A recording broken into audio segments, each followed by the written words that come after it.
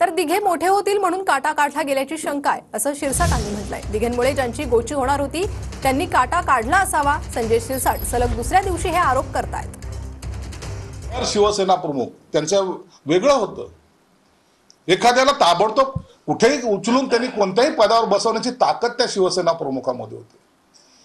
आणि जर आनंद दिघेला जर एखाद्या मोठ्या याच्यावर जर आणून बसवलं तर मग आपली गोची होईल हे ज्या नेत्यांच्या लक्षात आलं होतं त्यांनी दिघे साहेबाचा काटा काढला असावा असा माझा आरोप आहे।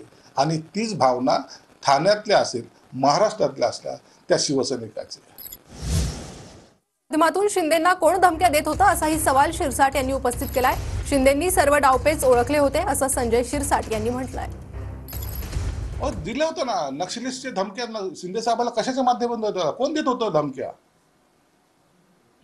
मग जेव्हा पोलिसांनी Z+ यांना सुरक्षा दिली पाहिजे असं जेव्हा स्वतः रिकमेंड केलं त्या फाईलीवर सही का केली नाही? काय कारण होतं? काय फरक पडला असं तुम्हाला? परंतु तुम्हाला त्याला शहीद करायचं होतं। परंतु ते एकनाथ शिंदे होते ते ह्या सर्व डावपेचाला ओळखून होते आणि ज्या पद्धतीने ते स्वतः उभे राहिले